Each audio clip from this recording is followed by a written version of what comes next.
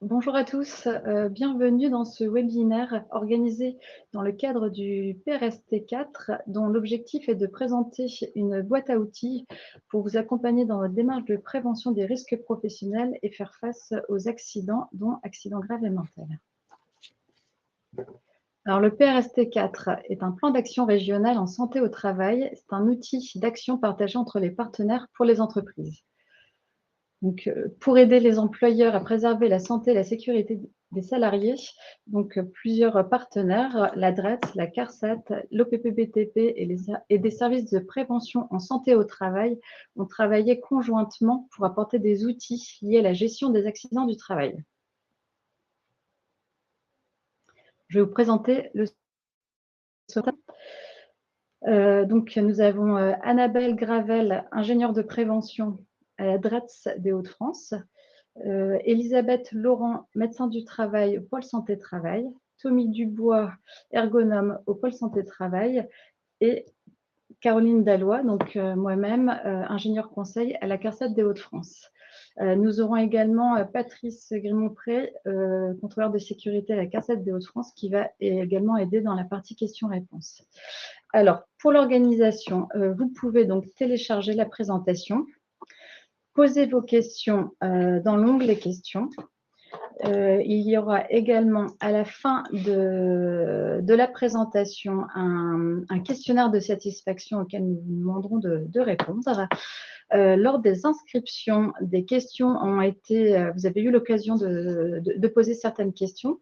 Donc, des réponses aux questions seront apportées directement lors de la présentation du webinaire et également à l'issue ou alors dans les onglets questions-réponses.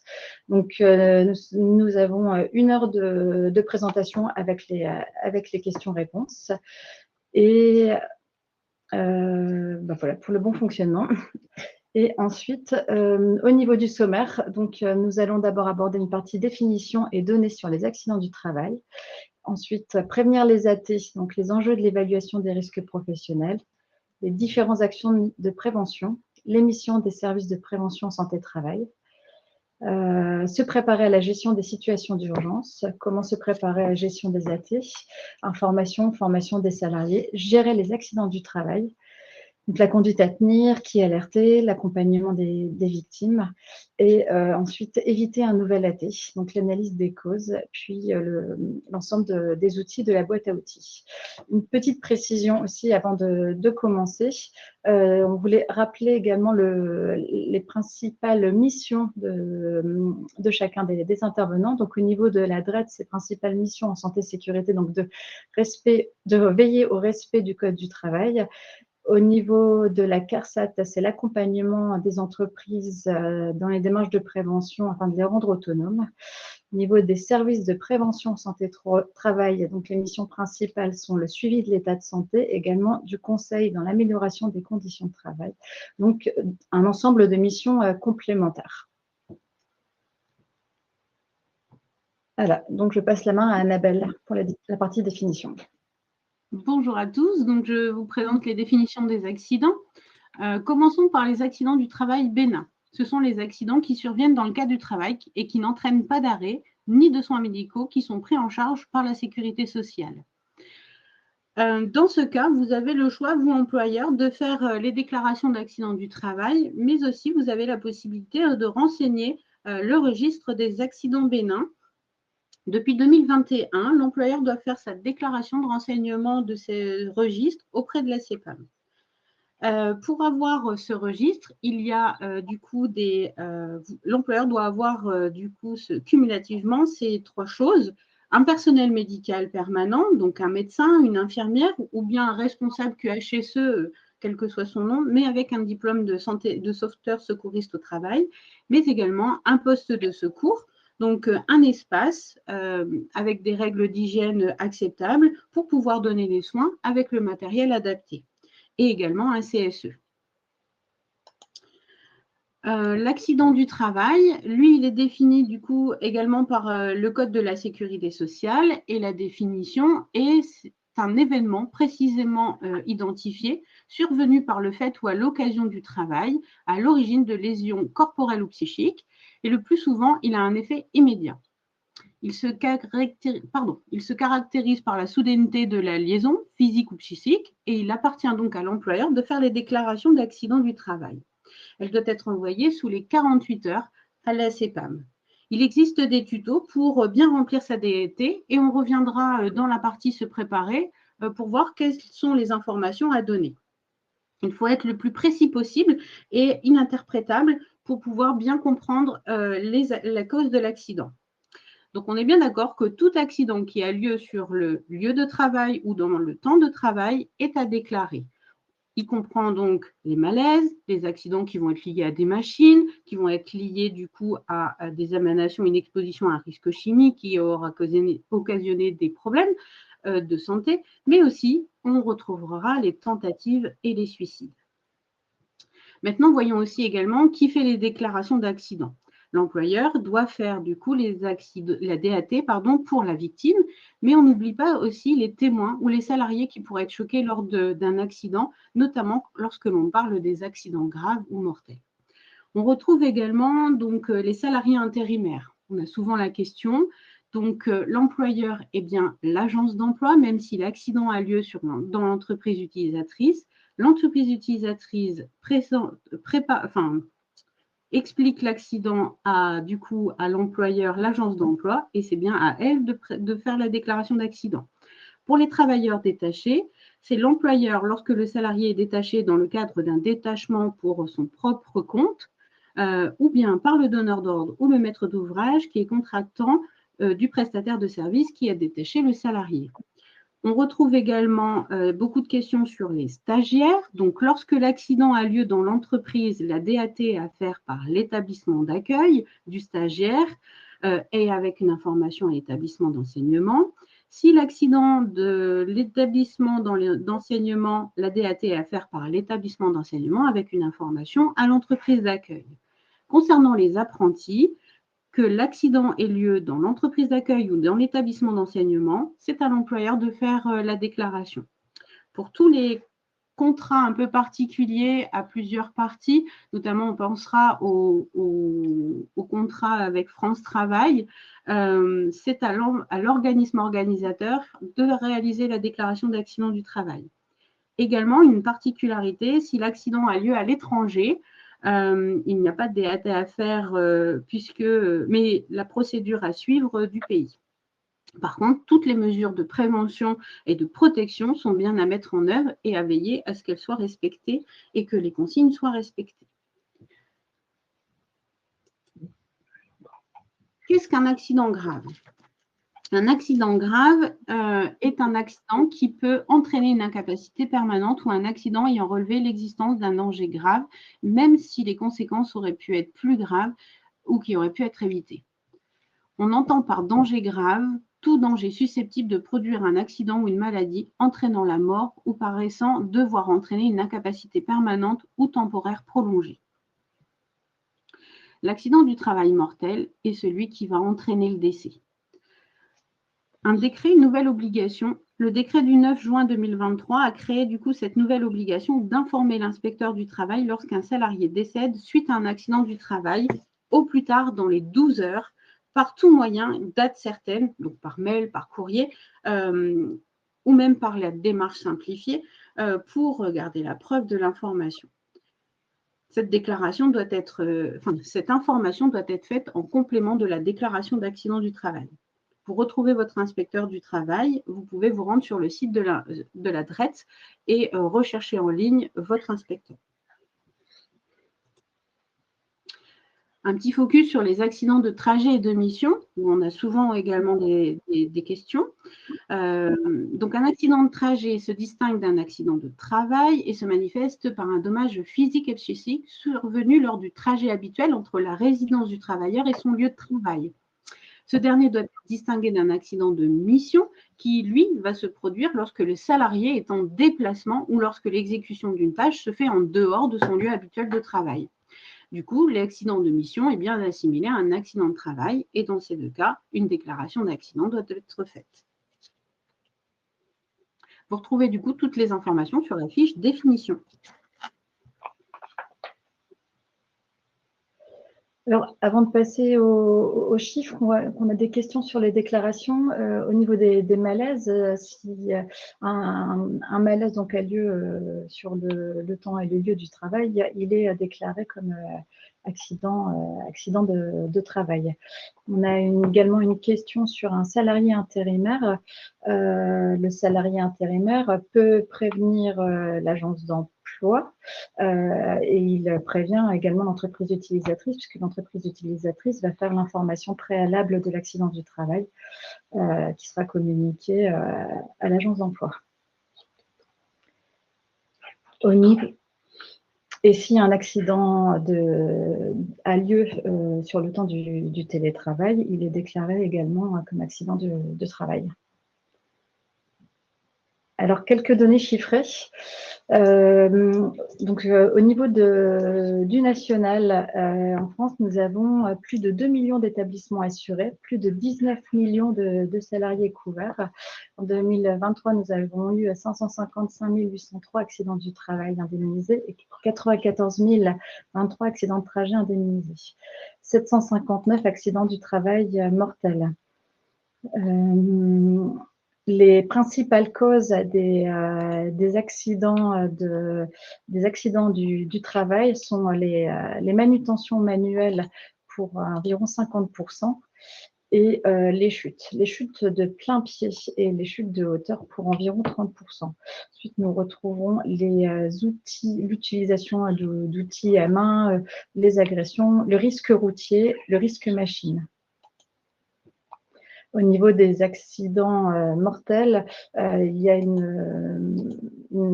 les principales causes sont les malaises et les accidents routiers. Alors, vous pouvez retrouver également des informations de sinistralité sur le site de l'assurance maladie ou également dans l'Atlas en région, donc disponible sur le site de la DRETS ou de la CARSAT. Caroline, on a une question. Est-ce qu'une crise de larmes doit être déclarée comme accident du travail?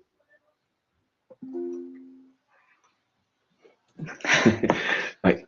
Donc, en fait, à partir du moment où l'employeur est prévenu par un salarié qui a un problème, il se doit de déclarer tout accident du travail.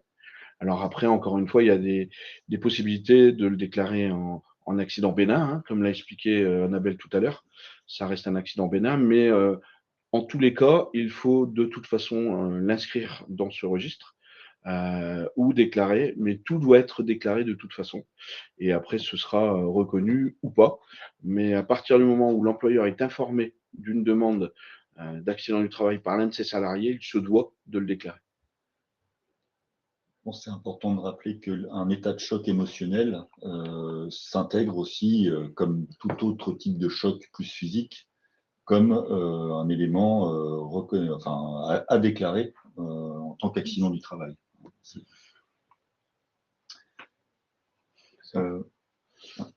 J'en profite donc du coup, bonjour à toutes et à tous, pour poursuivre sur la partie prévention, puisque Annabelle a présenté un petit peu le cadre réglementaire d'un accident du travail, les enjeux à travers les chiffres présentés par Caroline de la CARSAT. Et nous, on va parler de la prévention. Les accidents du travail ne sont pas une fatalité, ce sont des éléments qu'on peut identifier en amont, qu'on peut analyser, sur lesquels on peut agir de manière anticipatrice pour prévenir, à la fois pour éviter qu'ils se produisent, mais aussi avoir les bons réflexes en cas de survenue de ces accidents. Alors, la démarche pour travailler la prévention, il n'y en a pas 50, c'est la démarche d'évaluation des risques. Hein, la réglementation a posé la question de la centralité, en tout cas de l'évaluation des risques des entreprises. C'est bien pour amener les entreprises à réfléchir et anticiper le plus en amont possible les risques professionnels pour éviter qu'ils aient des effets à la fois sur la santé des salariés, mais aussi sur la santé des entreprises, puisque les accidents du travail ont à la fois des effets sanitaires, mais aussi des effets sur la performance aussi des entreprises. Donc, il y a principalement les objectifs de la démarche d'évaluation des risques. C'est d'intégrer une culture de prévention dans les entreprises. Il s'agit bien pour l'employeur de montrer sa volonté et son engagement à traiter les situations, à les identifier pour éviter justement qu'ils ne surviennent. C'est en évitant qu'on va mieux maîtriser les situations. C'est aussi cette démarche d'évaluation des risques, c'est de pouvoir croiser les enjeux de santé et de sécurité dans les perspectives aussi un peu plus stratégiques d'investissement des entreprises. Les investissements, les évolutions des entreprises sont une opportunité d'intégrer et de mieux maîtriser des situations de travail à risque pour éviter des effets sanitaires. Et puis, c'est aussi quand même, dans les objectifs, une manière de remettre le travail dans le cadre du dialogue social, comme un élément de construction avec les partenaires sociaux dans le cadre des CSE, des C2SCT, pour que les questions de santé et sécurité, je dirais, puissent être discutées dans une volonté aussi de vouloir de faire participer, mais aussi de pouvoir engager chacun comme étant un acteur de la prévention. Alors, les différents enjeux à travers ces objectifs, il y a différents enjeux.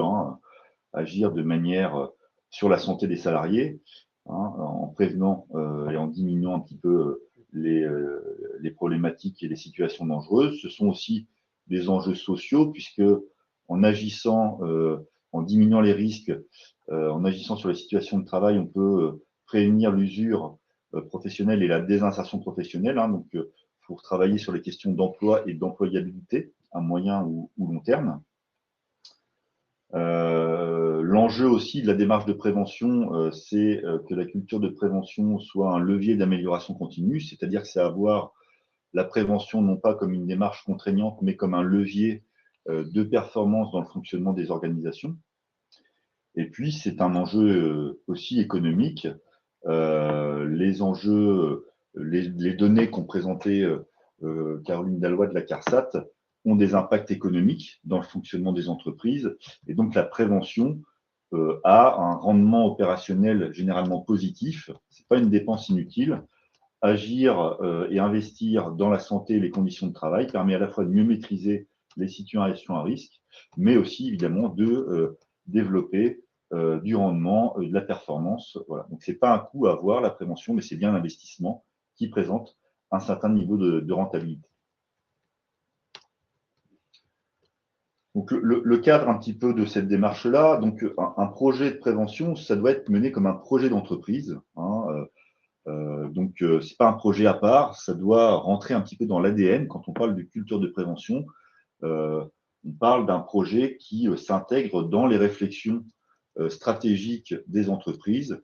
Je change une machine, je revois l'ordre de mes tournées, je réfléchis à une nouvelle organisation, je change de logiciel, enfin toute opportunité de réflexion sur l'organisation, les outils, les processus de travail est une opportunité pour intégrer les enjeux de santé. Donc, ça se travaille comme un projet et donc comme une conduite de projet.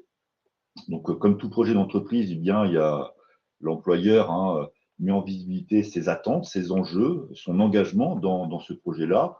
Il implique des métiers, des ressources, puisque la démarche de prévention des risques doit être une démarche participative. Quand on parle de culture de prévention, il s'agit aussi d'associer les salariés, puisque ce sont eux qui aussi connaissent le travail, l'activité et donc aussi les risques professionnels. Donc, en associant les salariés, c'est une manière aussi de les faire participer et de développer aussi leur propre culture de prévention, leur propre savoir-faire de prudence et aussi une manière dont ils peuvent faire remonter les problématiques, les sujets et leurs enjeux. Alors, tout ça, évidemment, remonter les situations de problème permet justement après de réfléchir et de construire en recherchant des compromis. Tout n'est pas forcément possible et faisable à l'instant T, mais en tout cas, d'identifier les situations problèmes et de donner un petit peu différentes temporalités dans les réponses possibles. Il y a des actions qui sont possibles à court terme, d'autres à moyen terme et d'autres à long terme. Et donc, le document unique est le document qui va synthétiser un petit peu à la fois toutes ces situations identifiés en matière de risque professionnel et qui va permettre aussi à l'entreprise de suivre la programmation de ses actions de prévention de manière annuelle ou régulière et qui va aussi, et là je réinsiste sur le sujet, qui doit aussi l'aider à mesurer les enjeux de prévention dans ces enjeux d'investissement et dans ces projets stratégiques. Voilà, quand on agit sur les risques professionnels, donc sur la partie de droite, on a les 9 principes généraux de prévention. Il y a une manière, quand on agit sur les risques, de réfléchir dans un ordre plutôt hiérarchique. Agir sur les risques, c'est tout d'abord essayer d'éviter, puisque quand il n'y a plus la situation dangereuse, eh bien, il n'y a plus de risque. Donc, certains risques peuvent être évitables, c'est la première étape. Quand ils ne sont pas évitables, on les évalue, c'est-à-dire qu'on leur donne un poids, comme tout autre risque sanitaire ou autre. Donc, on les évalue. L'évaluation va permettre de voir un petit peu les possibilités d'action à la source. Donc, on agit sur les causes des situations. Qu'est-ce qui, si je prends un exemple, agir sur le bruit, eh bien, c'est peut-être déjà éviter le bruit, mais agir sur la source de bruit avant d'équiper et de protéger les salariés, quand c'est possible. Le quatrième point, il est d'adapter le travail à l'homme, puisque c'est bien en diminuant les expositions, les contraintes des situations qu'on va diminuer potentiellement les effets sur la santé des salariés. Alors, intégrer les technologies et limiter la dangerosité, ça là, c'est les évolutions techniques, organisationnelles et humaines qui permettent à moyen ou long terme de mieux maîtriser certaines situations. Planifier la prévention, donc dans le document unique, c'est de le transformer comme un programme à la fois planifié de manière annuelle, mais aussi un programme d'investissement en vue de pouvoir agir sur les principaux risques. Et puis, on voit les points 8 et 9 qui sont de protéger, donc la protection collective et la protection individuelle. Et là, on les met en place, évidemment, quand on n'a pas d'autre alternative par rapport à la maîtrise des situations à risque.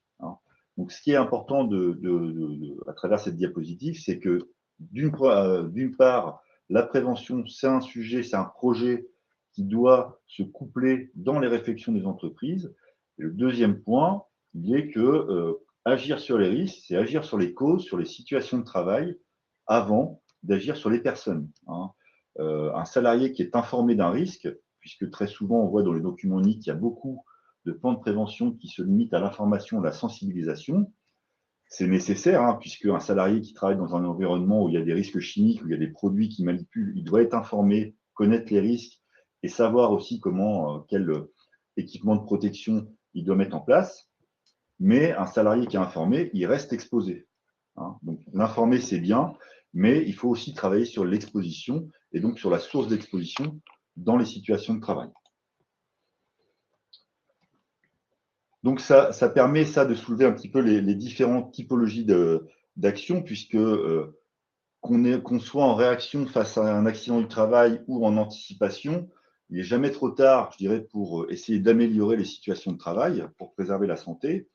Donc, on a la prévention primaire qui, là, va travailler le plus en amont possible et agir sur les situations de travail pour donc agir sur les causes pour diminuer les contraintes, les expositions et préserver la santé de manière la plus durable possible.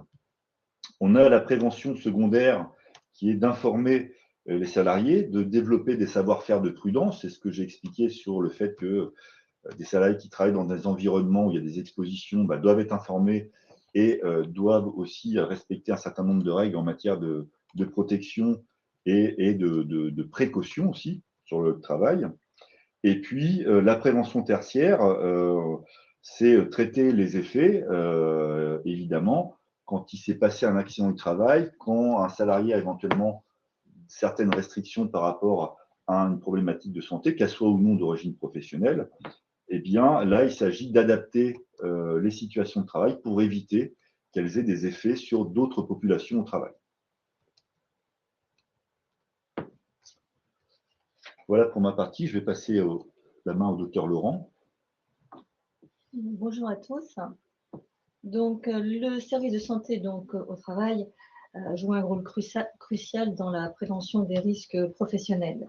Donc, il assure la coordination des actions de santé au travail en entreprise. Donc, il peut l'assurer de différentes manières en proposant des journées de sensibilisation sur des thématiques qui sont effectivement RPS, travail sur écran. Le but est d'accompagner les entreprises dans la mise en place de pratiques de prévention. Le service de santé au travail assure également le conseil aux acteurs de l'entreprise pour éviter ou diminuer le risque. Donc, il mobilise les entreprises pour les inciter à agir le plus précocement possible. Et effectivement, il peut s'appuyer sur des formations. Exemple, mal de dos, TMS, addiction, prévenir, agir, ou premier secours dans les établissements de soins en santé.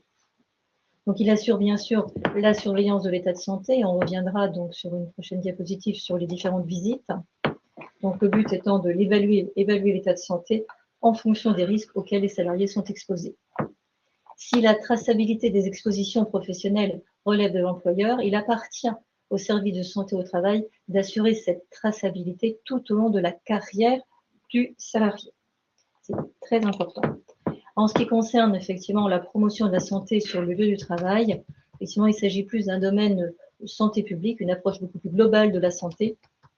Et en fait, on peut proposer donc des vaccinations, des thématiques comme bienfaits, activité physique, octobre rose et info tabac. Donc l'organisation effectivement d'une équipe pluridisciplinaire, donc le médecin du travail est au centre de cette équipe. Il est, je dirais, donc assisté d'une assistante médicale qui, elle, organise donc le planning, les visites médicales, assisté donc d'une infirmière en santé-travail qui, elle, comme le médecin, réalise donc des visites médicales et des études de poste sur le terrain. De même que le conseiller en prévention qui lui réalise non seulement les études de poste, bien évidemment que vous connaissez tous, et également donc les fiches d'entreprise. En ce qui concerne donc l'intervention en prévention des risques professionnels, il y aura une approche beaucoup plus collective qui peut effectivement donc relever de l'organisationnel. Ça peut être tout à fait de la biométrie, des aides techniques ou de la toxicologie. Donc, en rebondissant sur la typologie des visites médicales, donc là, j'ai pas les dépôts suivants. Ah, elle est passée. Voilà. Non, ça c'est. Excusez-nous, là, on a un petit problème. En ce qui concerne le suivi de l'état de santé tout au long du parcours professionnel, donc différentes visites jalonnent tout l'accompagnement du salarié de la visite d'embauche à la visite de départ à la retraite. Donc moi, je reviendrai plus précisément sur l'intérêt de la visite de pré-reprise et de la visite de pré-reprise dans justement le maintien dans l'emploi. Il est important que cette visite de pré-reprise, le salarié soit informé. Alors, il est informé par différents canaux, qui sont bien sûr le médecin traitant, qui peuvent être l'assistante sociale, qui peuvent être effectivement donc l'infirmière de santé donc médicale, qui incite, je dirais, donc le salarié à prendre contact directement avec le service de santé au travail. C'est très important pour évaluer en amont la reprise du travail et mieux l'accompagner. La visite de reprise est une visite réglementaire, 1 mois, 2 mois, AT ou à maladie. Les visites périodiques donc, sont variables en fonction des expositions. Les visites à la demande sont aussi également très importantes, qui peuvent être à la demande de l'employeur, avec information donc à l'employeur, au salarié, et visites à la demande du salarié en cas de problème en lien avec son poste de travail. Les visites de mi-carrière sont réalisées dans la tranche d'âge donc indiquée, et la visite de départ à la retraite clôture le parcours du salarié. Je passe la parole. Donc, du coup, comment on va se préparer à la gestion de ces situations d'urgence? Donc, en complément de tout ce que Tommy a pu nous expliquer sur la démarche et la culture de prévention, on va voir du coup comment et pourquoi le faire. Donc, on souhaite rappeler que nous sommes passés d'une obligation de résultat de sécurité de l'employeur à une obligation de moyens renforcés pour assurer la sécurité et pour protéger la santé physique et mentale des travailleurs. C'est pour ça que du coup, l'employeur doit mettre tout en œuvre et tout en place pour protéger les salariés, y compris la gestion des situations d'urgence et pour intervenir le plus vite possible auprès de la victime.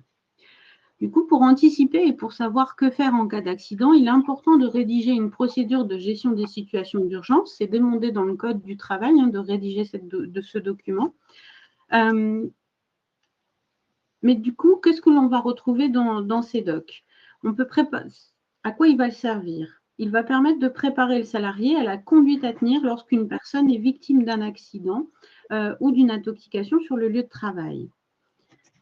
Comment on va utiliser le matériel de premier secours? Comment organiser les formations sauveteurs secouristes du travail? Les mesures à mettre en place pour assurer les premiers secours aux accidents. Il y a des articles du Code du travail qui sont précisés sur la diapo qui permettent la mise en œuvre de ce matériel de premier secours qui doit être adapté au risque, donc avoir le nécessaire en cas de, par exemple, de risque de brûlure, si j'ai un process qui est chaud, avoir le nécessaire en cas de coupure si j'ai du matériel qui va être tranchant. Bien évidemment, avant d'avoir tout ce matériel de secours, j'aurais mis en place tous mes équipements de protection collective et individuelle et toutes les mesures qui ressortent du document unique d'évaluation des risques. J'aurai un nombre suffisant de sauveteurs secouristes du travail qui auront reçu une formation et également, toutes ces informations seront communiquées auprès des salariés et ça permettra d'avoir une première information de la conduite à tenir. Du coup, dans la fiche « Que faire en cas d'accident », vous retrouverez des phases, et notamment cette première phase de préparation des situations d'urgence. Comment je vais m'y préparer? Il n'y a pas de démarche magique, mais il y a plutôt des points clés à avoir. L'évaluation des risques, on en revient, et c'est la première chose à faire, et c'est la base d'une démarche de prévention. On va identifier les dangers, les situations dangereuses, les mesures de prévention, mais aussi on va prévoir les conséquences de tout ça avec les moyens de gestion de ces situations. Si on reprend un exemple sur le risque chimique, bien évidemment, après les mesures en place qui vont répondre à la réglementation risque chimique, la mise en place d'équipements de protection collective comme des écrans, des vases clos, mais aussi tout ce qui va être EPI, on aura bien réfléchi aux conséquences si jamais il y a une défaillance et du coup, on va peut-être prévoir des rince-œil, des douches portables et toute une organisation à mettre en place. De la formation, donc va commencer la formation dès le départ, les nouveaux arrivants. Donc, nous avons du coup des flyers qui nous permettent d'expliquer c'est quoi les nouveaux arrivants. Donc, je vous rappelle la définition. C'est bien une personne qui va accéder à un nouvel emploi, un CDD, un CDI, un alternant, un stagiaire ou un salarié temporaire à des nouvelles situations de travail. Donc, quelqu'un qui est nouvellement embauché ou qui va avoir une nouvelle situation de travail, soit par un changement de poste de travail, une nouvelle machine, une nouvelle organisation, des nouvelles techniques, des nouveaux produits, etc. Dans le cadre de ce nouvel arrivant, une formation nouvel arrivant doit être déployée et à l'intérieur des obligations dans cette formation, la conduite à tenir est à expliquer. Elle doit être renouvelée régulièrement. En complément de ces informations, on peut rajouter les numéros d'urgence. Vous avez du coup un exemple qui est proposé par l'OPP-BTP, mais vous avez d'autres exemples en tapant sur Google. Vous avez également donc l'organisation à mettre en œuvre avec les informations qui sont complétées par les formations sauveteurs secouristes au travail. Il ne faut pas oublier non plus de préciser qui est SST, donc en précisant ou en affichant et en communiquant la liste des contacts.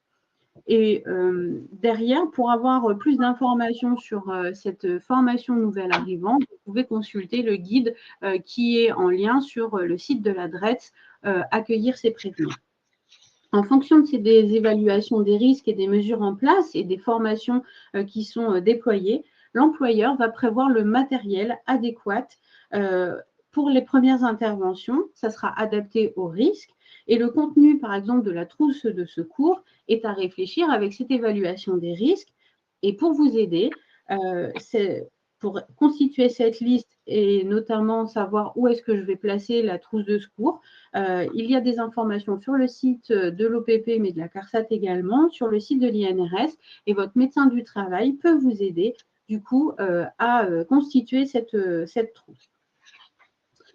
Tout ce matériel s'entretient, bien évidemment, et se renouvelle et doit avoir des vérifications. Donc, on va vérifier les dates de péremption, on va vérifier les états des équipements, la conformité des équipements, la complétude aussi de ces équipements. Vérifier aussi les défibrillateurs suivant la notice du fabricant de l'équipement.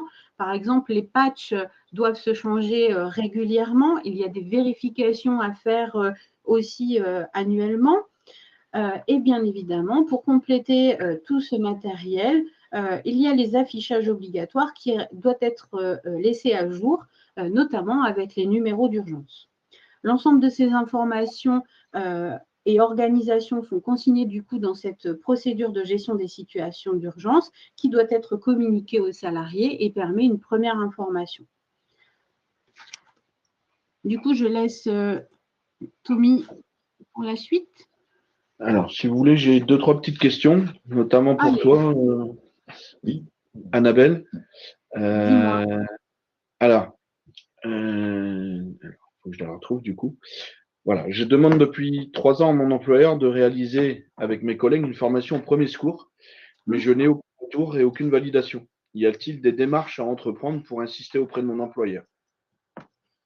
Du coup, on peut rappeler les articles qui sont cités sur le fait qu'il y a une obligation de mettre en place le matériel de premier secours et les formations. Du coup, on va retrouver cette obligation dans les articles R4224, 14 à 16. Alors, je n'avais pas prévu mon code, mais voilà.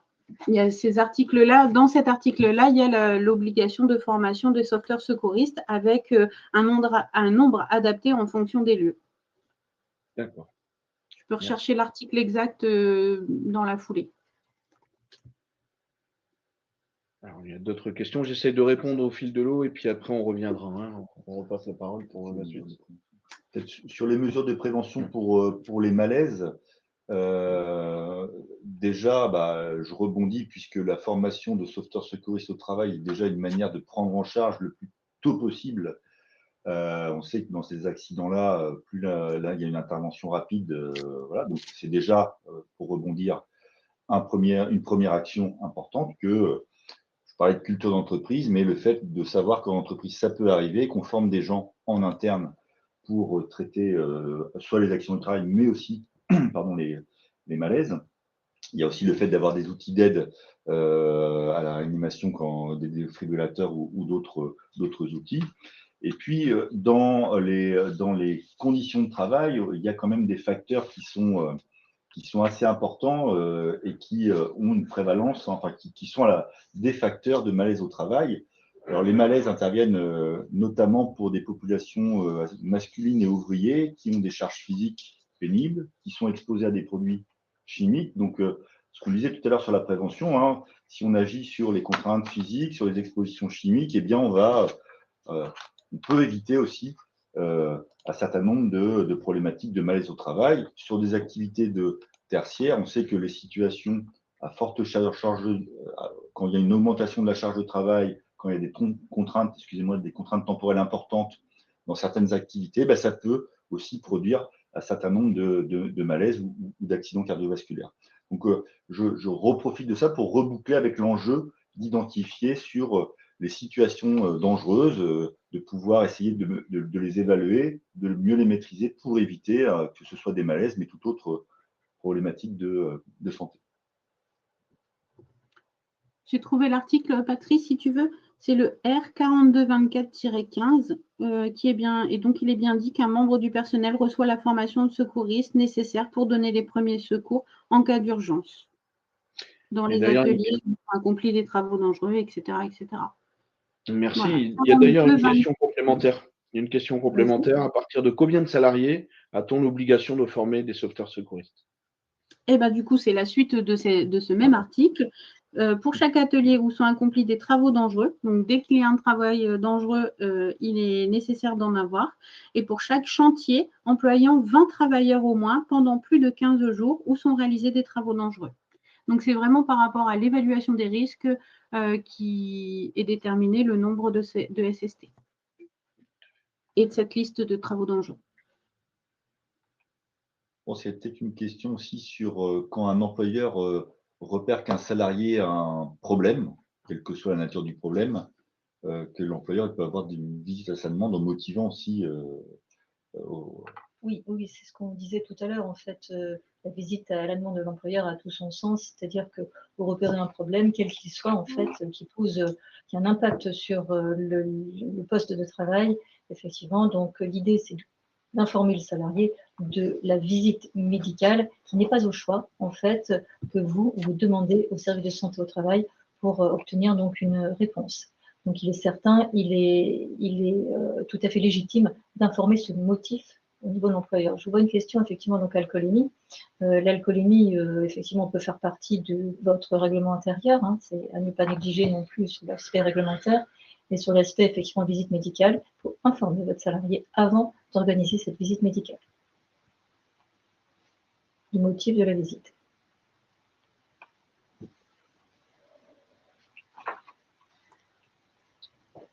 Peut-être poursuivre sur les. Oui, Je te laisse exactement. Donc, comment faire, en fait, quand vous êtes confronté à un accident de travail grave? La première chose, bien sûr, c'est appeler les secours. Et surtout, en fait, sur le lieu de travail, il est impératif d'éviter le suraccident. Pour ça, effectivement, donc, il faut soustraire effectivement les personnes qui sont sur cette zone et surtout donc la ruraliser. Définir donc une zone effectivement qui va protéger le salarié victime de cet accident. Donc en plus, donc je pense qu'il est tout à fait légitime de consigner les machines, consigner effectivement donc tout ce qui est déversement de fluide, liquide dangereux, vapeur, ce qui reste effectivement donc du bon sens, mais d'où l'intérêt et ce que disait Tommy tout à l'heure des intervenants en fait qualifiés, HSE également les premiers secours pour pouvoir effectivement donc définir des procédures qui soient donc claires et partagées par tous. Et les exercices en entreprise sont non négligeables également pour, je dirais, fluidifier ces procédures qui sont toujours quand effectivement donc elles sont réalisées au moment où le choc est important, peuvent être défaillantes. Donc alerter, donc effectivement, donc nous on conseille bien sûr le 15, hein, puisque vous avez un médecin régulateur qui lui vous donne effectivement les consignes précises sur la conduite à tenir via votre secouriste de travail. Donc les numéros d'urgence doivent être affichés sur effectivement donc un document à partager effectivement donc avec CSCT.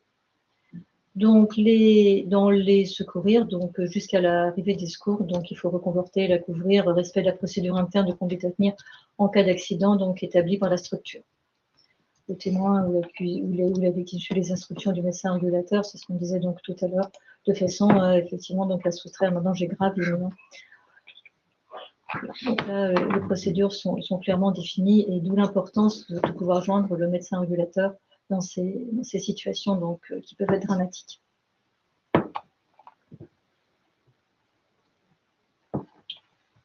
Donc là, on passe la parole à... On est, je crois. Ah non, moi je touche à rien. Ah. Attends, là vous êtes parti beaucoup trop loin. Là.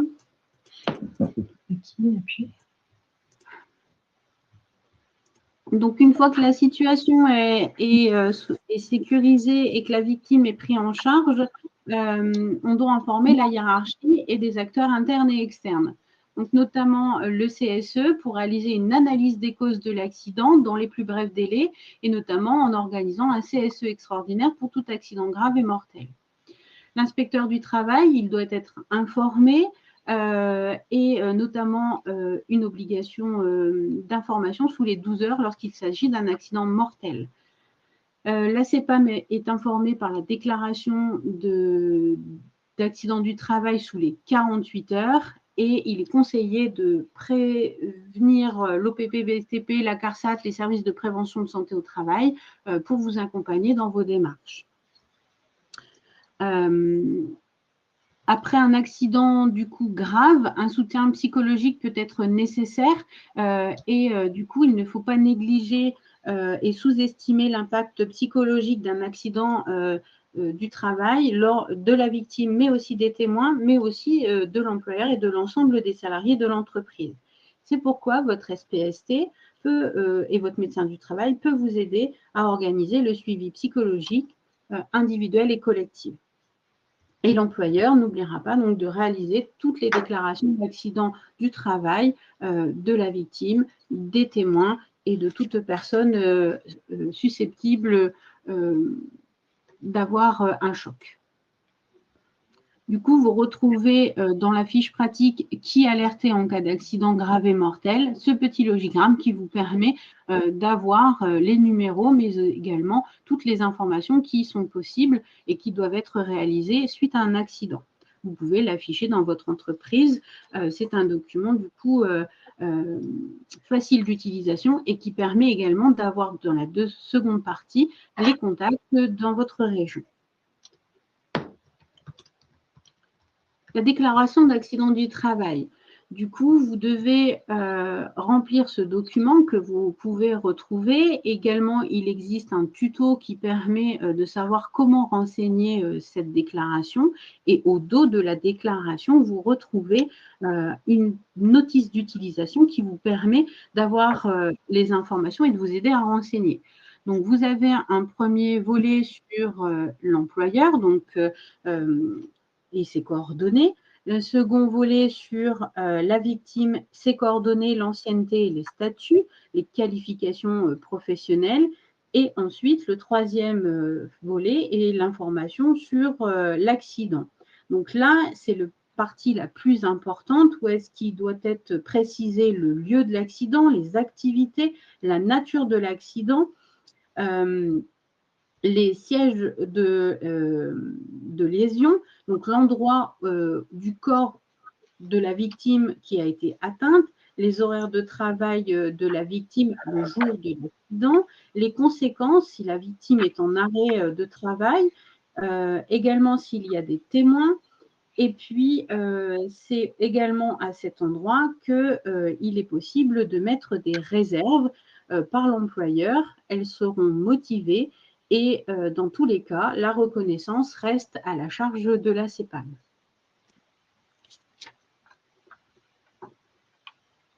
La déclaration d'accident du travail, elle est bien réalisée par l'employeur. À défaut, si jamais un salarié souhaite déclarer un accident, il peut le faire sous 2 ans.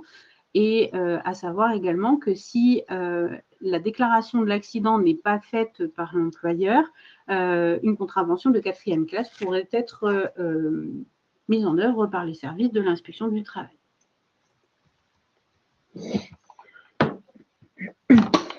Alors, après l'accident du travail, donc il est important d'analyser, de comprendre ce qui s'est passé. Donc, l'analyse de l'accident du travail fait vraiment partie de la démarche de prévention de l'entreprise.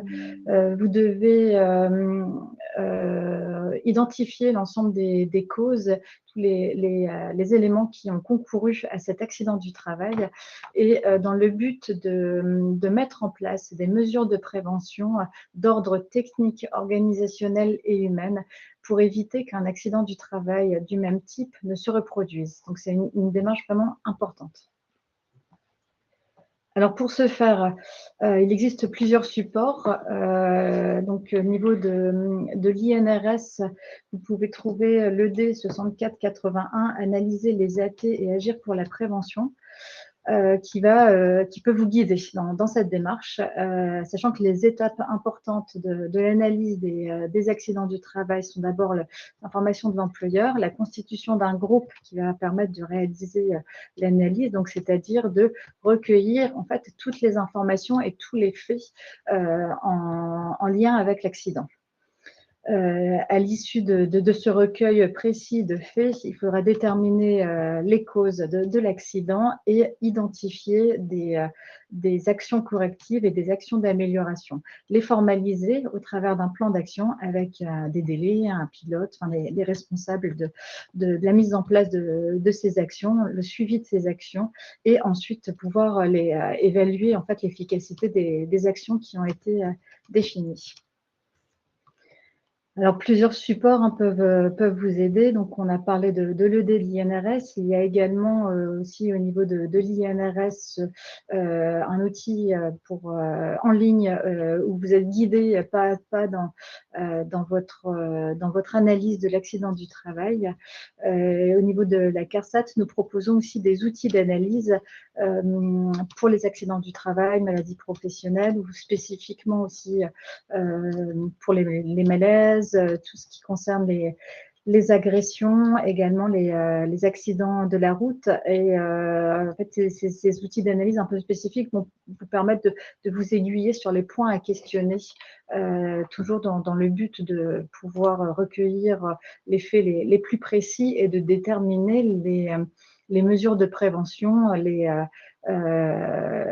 plus adéquates en fonction de l'accident du travail. Et donc, je le répète, donc des mesures de prévention qui devaient être techniques, organisationnelles et humaines. Alors, dans le cadre du plan régional santé-travail, les membres du groupe qui ont construit la boîte à outils ont également construit des exemples aussi d'analyse d'accidents du travail. Donc, on vous en présente un. Donc ici, chute dans les escaliers. Et l'objectif de ces analyses d'accidents du travail donc, est de vous rappeler en fait, les obligations réglementaires, mais également par le biais de l'analyse, de vous montrer en fait toutes les causes qui peuvent concourir à un accident du travail et des bonnes pratiques à mettre en place. Et de la même manière, on vous propose aussi de pouvoir aller plus loin avec des outils qui sont construits par l'ensemble des partenaires qui ont rédigé le support ou également de l'INRS. Et donc, vraiment, l'objectif, c'est de vous aider dans la compréhension d'analyse d'accidents du travail et d'être précis dans le recueil des faits. Donc ici, pour cet exemple-là, donc le plus souvent, on utilise l'arbre des causes pour avancer sur l'analyse d'accidents du travail. Dans ce cas-ci, sur la chute dans les escaliers, on a pris une méthode Ishikawa, donc on va recenser en fait la liste la plus exhaustive possible des causes qui ont pu entraîner donc la chute, donc en questionnant la partie matière, matériel, main-d'œuvre, méthode, milieu. Voilà, donc il existe également d'autres supports similaires pour vous aider un petit peu dans votre démarche.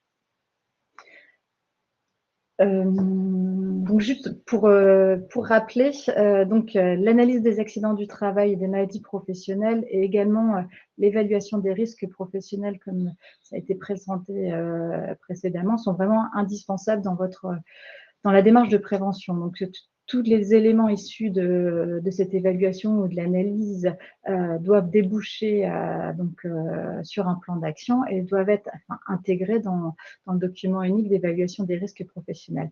C'est l'ensemble de ces actions qui vont vous permettre de réduire la sinistralité et également aussi de participer à l'amélioration de la performance de l'entreprise. Je veux juste revenir parce que dans le chat, il y avait eu des questions en lien avec les RPS ou le harcèlement. On vous propose, il y a un outil alors il faut évaluer, c'est des risques qu'il faut évaluer. Et il y a un outil qui existe sur le site de l'INRS qui s'appelle l'outil Faire le point et qui vous guide vraiment sur cette démarche d'évaluation et de faire le point au niveau de faire le lien avec le travail.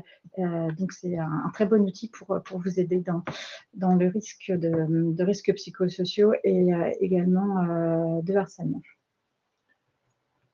J'en profite puisqu'il y avait une question aussi sur les différents types de sensibilisation que pouvaient faire les services de santé au travail.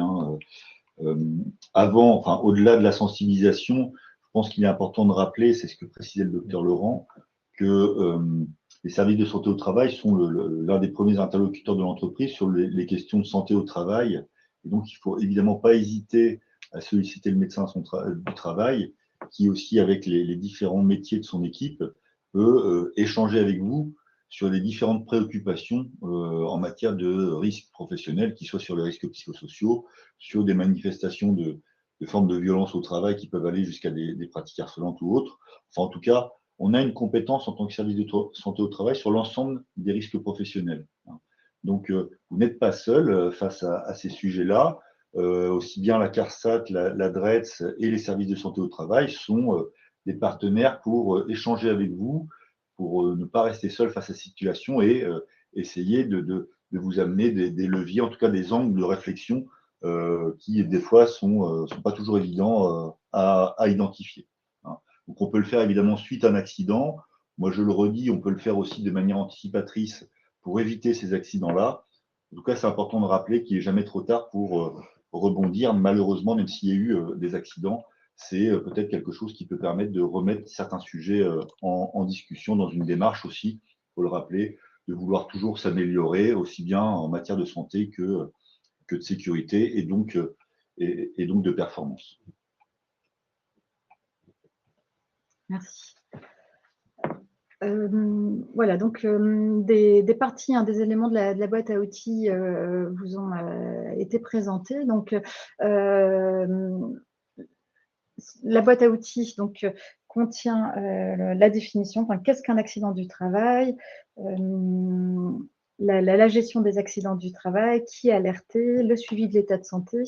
Et il y a également d'autres supports sur lesquels là, on va revenir. Donc, je laisse la parole à Annabelle pour la partie accompagnement des victimes.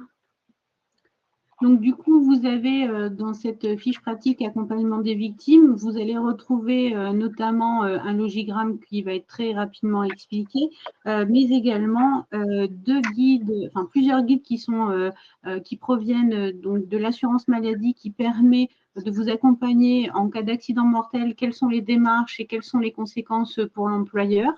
Où vous retrouverez toutes les informations sur les démarches à entreprendre. Vous trouverez du coup un guide de la DRETS en région pour aider les victimes des accidents du travail et leurs familles, sous forme de fiches d'information, vraiment qui va vous accompagner de l'arrêt à la reprise, en passant par l'inaptitude et également des fiches contact, où notamment vous les retrouverez plus facilement dans les déclinaisons. Donc, n'hésitez pas à cliquer sur votre département pour retrouver les contacts de tous les organismes qui peuvent vous aider dans le cadre d'un accident. Donc, très rapidement, on rappelle que lors d'un accident qui est inférieur inférieur à 30 jours ou sans arrêt, la réintégration au poste peut se faire sans visite préalable ou seulement à la demande de l'employeur, du médecin ou bien du salarié. Et ensuite, du coup, là, le suivi reviendra comme Madame Elisabeth l'a très bien expliqué tout à l'heure. Par contre, si l'arrêt est supérieur à 30 jours, il y a plusieurs possibilités de rendez-vous, notamment les rendez-vous de liaison, des rendez-vous de pré-reprise, des essais encadrés. Du coup, l'employeur peut prendre bien évidemment contact avec la victime d'accident pendant son arrêt, avec toute la bienveillance qu'il doit apporter pour notamment et surtout l'informer de toutes ces possibilités. Avant donc la reprise du travail après un arrêt supérieur à 30 jours, une visite de reprise sera nécessaire pour pouvoir du coup avoir une attestation de suivi ou un avis d'aptitude en fonction de son suivi pour pouvoir reprendre le travail et réintégrer son poste de travail. Il peut y avoir, en cas de difficulté du salarié, des propositions d'aménagement et d'adaptation ou d'une transformation de poste. Du coup, pour pouvoir se faire, une étude de poste pourra être réalisée. Et du coup, les mesures de maintien en emploi et en emploi pourra être mises en place et pouvoir également travailler avec d'autres acteurs comme le Cap Emploi et la GFIP. Vous retrouverez du coup sous le mot ressources à chaque fois des guides qui vous permettent d'expliquer toutes ces mesures. Du coup, à la suite de ces mesures, une intégration au poste de travail ou à un nouveau poste ou dans une nouvelle entreprise pourra être faite. Malheureusement, des fois, il ne pourra pas ces mesures n'aboutiront pas et une procédure d'inaptitude pourra se mettre en place avec le médecin du travail pour voir les capacités restantes ou les restrictions, les préconisations de reclassement et éventuellement des formations professionnelles. On n'oublie pas que la recherche de reclassement par l'employeur reste obligatoire et malheureusement, s'il n'y a pas de possibilité de reclassement, on ira vers le licenciement pour inaptitude. Par contre, si toutes ces démarches peuvent aboutir, on pourra avoir une possibilité de reclassement et une réintégration sur un poste dans l'entreprise ou ailleurs. J'espère avoir été claire parce que c'est très rapide. Du coup, je te relaisse la parole pour la fiche pratique malaise. Oui, merci. Oui, il y a eu plusieurs questions sur les malaises. Donc, ça a été abordé là en cours du webinaire, mais sachez qu'il y a une fiche pratique qui a été rédigée sur les malaises en reprenant la partie définition, la gestion de la situation d'urgence et comme le disait Tommy, vraiment le fait de devoir agir rapidement et d'organiser les secours. Pour prévenir le risque malaise, il y a également des propositions d'actions à mettre en œuvre. Hein. Donc, on parlait du suivi de l'état de santé des salariés, d'agir en prévention sur les différents facteurs de risque professionnels qui peuvent être aggravants, comme le risque physique, chimique, les risques environnementaux, de travailler aussi sur l'organisation du travail, tel que le travailleur isolé. Voilà, les malaises peuvent avoir beaucoup de causes, mais c'est un point important et la démarche de prévention globale permet aussi de pouvoir agir sur ce point. Donc, on a rédigé une fiche spécifique. Si je peux me permettre, je vais revenir sur beaucoup de questions parce qu'on a beaucoup de questions qui concernent notamment les blessés et le fait que lorsqu'on appelle le SAMU, on nous dit on ne viendra pas. Alors, il est très important de noter qu'il ne faut jamais transporter ou faire transporter un blessé ou un malade par un membre de l'entreprise. Sa responsabilité pourrait être engagée ainsi que celle de l'employeur en cas d'accident ou tout simplement de complications sur la route par rapport à la blessure.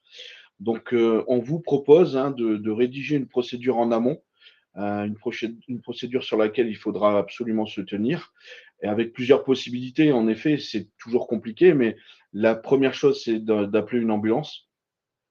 Et quand ce n'est pas possible, c'est la famille de la victime. Alors, pour certains, on nous dit il n'y a pas de famille, il n'y a pas… Alors là, ça se complique de plus en plus, en effet, mais à la limite, il vaut mieux garder le salarié au sein de l'entreprise et faire appel à un médecin plutôt que le transporter. Donc, nous, on vous préconise surtout de rédiger cette procédure et d'être ferme sur le déplacement du blessé. Ce n'est en aucun cas quelqu'un de l'entreprise qui doit le transporter. En dernière page, donc on a mis aussi sur la partie analyse AT, évaluation des risques, il y a beaucoup d'outils au niveau de l'INRS et de la CARSAT qui peuvent vous aider. Dans l'évaluation des risques, certains peuvent peut-être connaître les outils OIRA qui existent pour de nombreux métiers, plus de 40 métiers. Donc, ils peuvent vous guider sur cette démarche d'évaluation des risques. Et ensuite, on les a replacés, mais on en a parlé tout à l'heure, les différents outils pour analyser les AT. Également, s'il y a besoin de compétences en formation d'analyse AT, il y a des formations. Et ensuite, comprendre et analyser les accidents du travail ou les AT évitables sont également disponibles. On a remis l'ensemble des liens. Voilà. Donc, le webinaire touche à sa fin. Nous vous remercions pour votre participation. Donc, voilà, cette boîte à outils va vous permettre de vous aider dans votre démarche de prévention des risques professionnels, également de répondre à vos obligations réglementaires. Et donc, sachez que si vous n'êtes pas seul, il y a également donc, tous ces acteurs qui peuvent vous accompagner et donc vous pouvez les contacter. Un petit rappel pour le questionnaire de satisfaction aussi à renseigner. Et, Voilà, le webinaire va se terminer. Vous aurez un petit questionnaire. On vous remercie de faire ces retours un petit peu sur le contenu. Et comme le précisait Caroline d'Alva-la-Carsat, nous sommes tous à disposition pour vous aider et vous accompagner sur ces sujets-là, dont on a évidemment conscience qu'ils sont qui sont relativement, même extrêmement importants. Et on vous remercie de votre participation très nombreuse. Et oui, vous aurez les documents. Santé. Au revoir. Au revoir. Au revoir. Merci. Au revoir, merci beaucoup à tous.